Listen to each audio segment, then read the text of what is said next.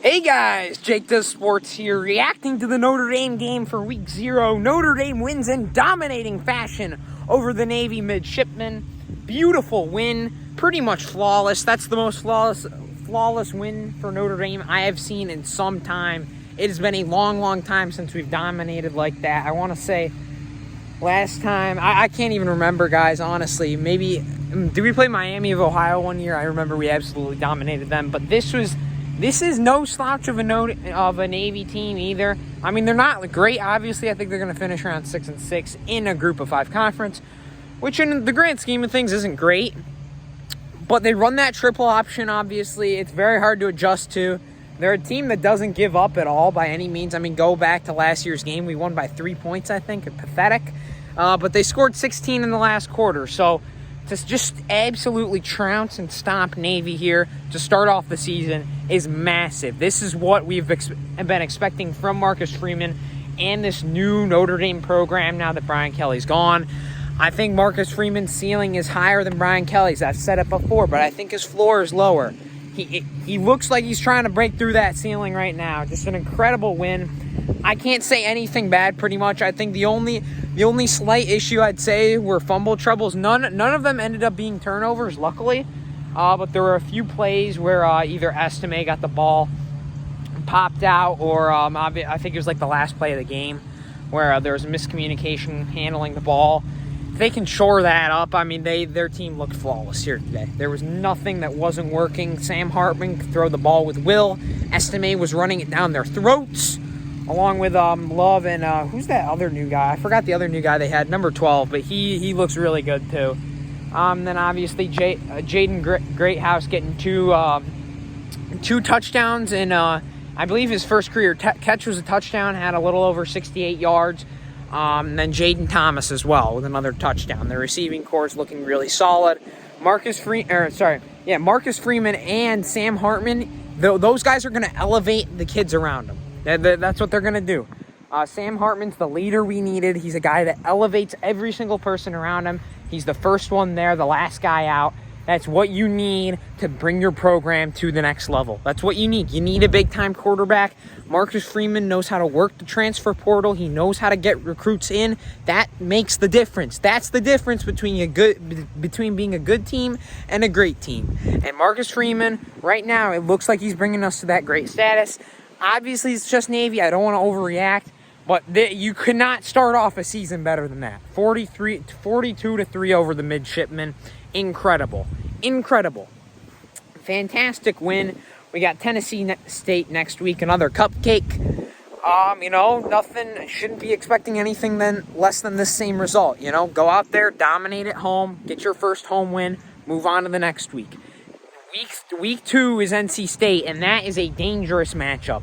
That's a dangerous matchup. So getting fine-tuned for these 2 games to where we got to play NC State, a solid team in our third game. Hopefully we'll be prepared. That's what great teams, they go out and do this against almost every team they play that's around that 500-ish level. That's what they did today. We'll see if they can do it against Tennessee State. And again, they should beat NC State on the road. I'm not saying NC State's as good as us, but it's just with Brian Kelly in years past, that's it. That NC State game is going to be a game where they'd win by 3 or 4 points. And hopefully Marcus Freeman can get out of there with a 2-touchdown victory. That's going to be the difference. That's the difference between great teams and good teams. Marcus is trying to make the difference. He is the difference maker. Getting Sam Hartman was massive for the program. I can't tell you guys how good it is to see a quarterback that knows what he's doing, that can sling the ball at will, that I'm not worried will throw an interception every other pass. It is amazing. To have a good quarterback on your team that actually knows what they're doing is amazing. Spectacular. Can't ask for anything more. It's amazing. It really is. It's making me enjoy watching this team for the first time in a while. I'm not going to lie. I loved watching them go on that run last year, towards the end of last year, but I mean, it was miserable at the beginning of last year.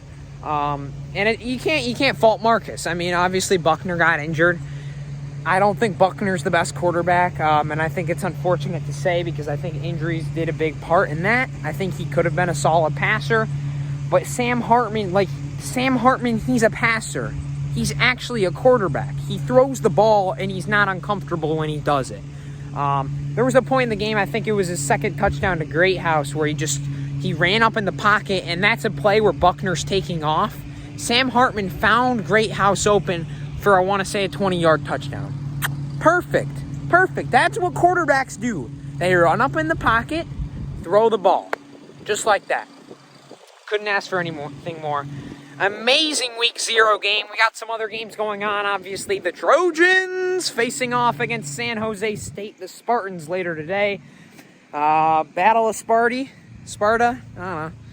USC will blow them out. That's the only other ranked team playing today.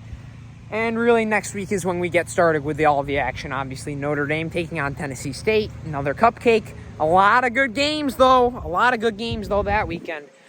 Duke playing Clemson. That's an upset alert game for sure. And LSU facing off against Florida State. Little bit of a rant here.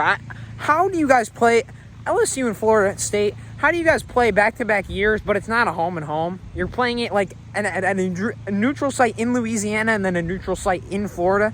Just doesn't make sense. Figure that out, guys. Come on. I know we just had a neutral site, but it's fine.